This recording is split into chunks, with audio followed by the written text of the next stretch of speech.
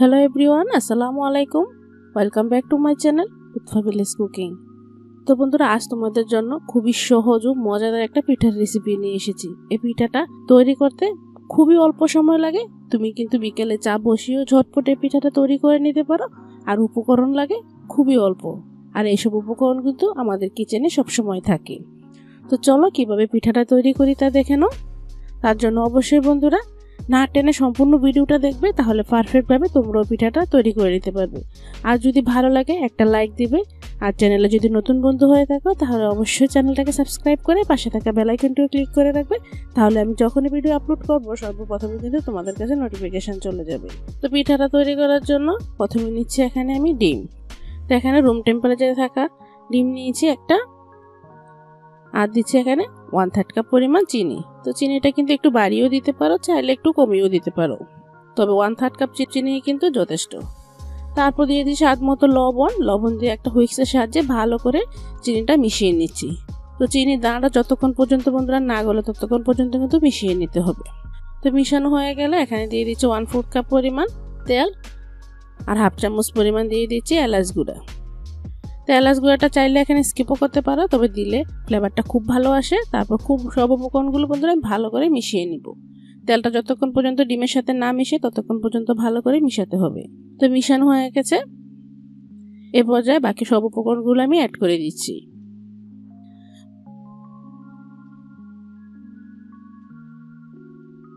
তো বন্ধুরা প্রথমে এখানে 1 টেবিল চামচ সাদা তেল দিয়ে দিলাম। তেলটা দিলে কিন্তু খেতে বেশি ভালো লাগে, আর সাদা তেল কিন্তু আমাদের শরীরের জন্য খুবই উপকারী।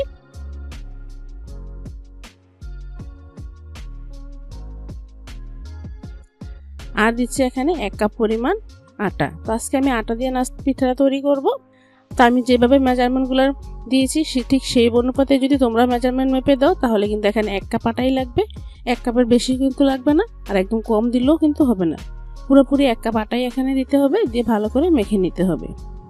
তো মাখার এই পর্যায়ে আমি আরও 1 টেবিল চামচ দিয়ে দিচ্ছি ঘি। তো ঘিটা কিন্তু একটু দেওয়ার চেষ্টা করবে, দিলে পিঠার মধ্যে খুব সুন্দর একটা ফ্লেভারও আসে, আর খেতেও কিন্তু দারুণ লাগে। ঘিটা দিয়ে আবারও কিছুক্ষণ আমি মথে নিচ্ছি। ঘিটা দেওয়ার কারণে কিন্তু ডোটা আরও সফট হয়ে যাবে, আর পিঠার মধ্যে খুব সুন্দর একটা স্মেলও পাওয়া যাবে। তো ডোটা ভালো করে আমি মেখে নিচ্ছি। তো দেখো ডোটা কিন্তু ভালো করে মাখাও হয়ে গেছে। তো এখন আমি পিঠাটা তৈরি করব। তার জন্য একটা পিঁড়ি নিয়ে নিলাম, পিঁড়ির উপর ভালো করে তেল লাগিয়ে নিয়েছি। তেল লাগিয়ে তো ডোটা ভালো করে গোল শেপ দিয়ে নিলাম, আর যে বেলুনটা দিয়ে আমি বেলবো এর মধ্যে কিছুটা তেল লাগিয়ে নিলাম, যাতে বেলার সময় পিঠাটা ভেঙে না যায়।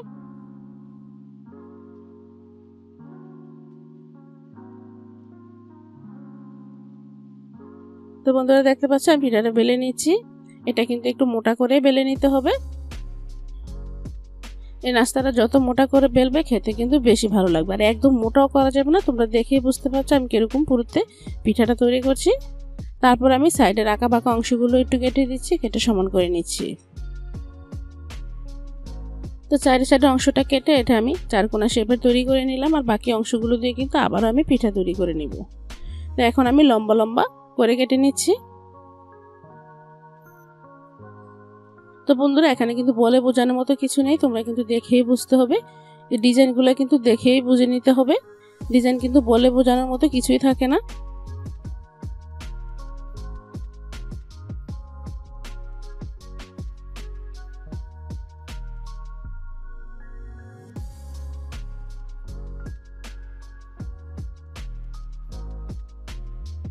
তো দেখো প্রথমে একটা পিস নিয়ে নিলাম, পিসটাকে সাইডের অংশগুলো কেটে এরকম শেপ করে আমি কেটে নিচ্ছি। তো যে কোনো শেপে কিন্তু পিঠাটা তৈরি করতে পারো, আর এই পিঠাটা কিন্তু বন্ধুরা তোমরা মাস জুড়ে সংরক্ষণ করতে পারো।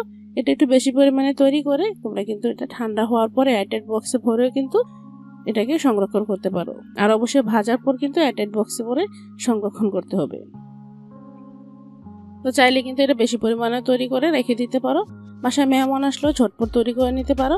আর এটা কিন্তু অনেক ডিজাইনে তৈরি করা যায়। তোমরা যদি চাও অন্য ডিজাইনে তৈরি করতে, চারকোনা শেপেরও তৈরি করতে পারো, ট্রায়াঙ্গেল শেপেরও তৈরি করে নিতে পারো। তবে এটা খেতে যে এতটা সুস্বাদু হয় না খেলেই বিশ্বাসই করতে পারবে না, একদম মুখে দিলেই যেতে মিলিয়ে যায়।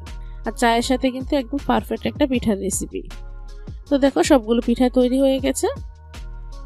এখন আমি ভাজার জন্য চুলায় তেল বসিয়ে দিয়েছি। তেলটা আমি মিডিয়াম আঁচে গরম করে নিলাম। আর কিন্তু গরম করা যাবে না, হালকা গরম থাকা অবস্থায় কিন্তু পিঠাগুলো দিতে হবে। একে একে পিঠাগুলো দিচ্ছি আর চুলার হিটটা মিডিয়াম টু লো ফ্লেমে রেখে আমি পিঠাগুলো ভাজছি। এটা কিন্তু হাই ফ্লেমে কোনোভাবেই ভাজা যাবে না। হাই ফ্লেমে যদি বন্ধুরা ভাজো, যেহেতু এটা ডিমের পিঠা, খুব দ্রুত কিন্তু উপর থেকে কালার চলে আসবে আর ভিতরে কিন্তু কাঁচাই থেকে যাবে। এটা লো ফ্লেমে ভাজলে কিন্তু এটা ফুলে আরো ডাবল হয়ে যাবে। তো দেখতে পাচ্ছ একটা ফুলে কিন্তু উপরে চলে এসেছে, মাছ বরাবর কিন্তু একদম ফাটা একটা দাগ পড়বে। পারফেক্টভাবে যদি তোমরা ডোটা তৈরি করতে পারো, এই পিঠাটা কিন্তু খুব সুন্দর একটা ফাটল হয়। আর পিঠাটা যত বেশি ফাটবে ততই কিন্তু খেতে দারুণ লাগবে। তো এটা ভাজতেও কিন্তু 2 থেকে 3 মিনিটের মতো সময় লাগে, খুব সহজেই কিন্তু এটা ভাজা হয়ে যায়। তো দেখতে পাচ্ছ বন্ধুরা, পিঠাগুলো প্রথম স্টেপে আমি ভেজে নিয়েছি, এখন আমি দ্বিতীয় স্টেপে বাকি পিঠাগুলো ভেজে নিচ্ছি। তো বন্ধুরা, পিঠার রেসিপি যদি তোমাদের একটু ভালো লাগে থাকে তো প্লিজ বন্ধুরা তোমাদের বন্ধুদের মাঝে বেশি বেশি শেয়ার করবে আর অবশ্যই একটা লাইক দিবে। তোমাদের জন্য এত কষ্ট করে বন্ধুরা আমরা ভিডিওগুলো তৈরি করি, প্লিজ ভিডিওটা দেখে চলে না গিয়ে একটা লাইক দিবে আর ভালো লাগলে চ্যানেলটাকে সাবস্ক্রাইব করবে। তো দেখতে পাচ্ছ পিঠাগুলো ভাজা হয়ে গেছে, দেখতে কতটা সুন্দর দেখাচ্ছে, কালারটাও কিন্তু মাশাআল্লাহ অনেকটা সুন্দর হয়েছে। তো আশা করছি সহজ রেসিপিতে আজকের পিঠার রেসিপিটা ভালো লেগেছে। ভালো লাগলে অবশ্যই চ্যানেল সাবস্ক্রাইব করবে আর যারা বন্ধুরা ফেসবুক পেজ থেকে দেখছো তারা অবশ্যই আমার পেজটাকে ফলো দিয়ে রাখবে। তো এরকম কিন্তু আরো অনেক মজার মজার পিঠার রেসিপি আমার চ্যানেলে দেওয়া আছে, চাইলে তোমরা দেখে নিতে পারো। তো আজ এখানেই শেষ করছি, পরবর্তী ভিডিওতে কিন্তু আবারও দেখা হবে।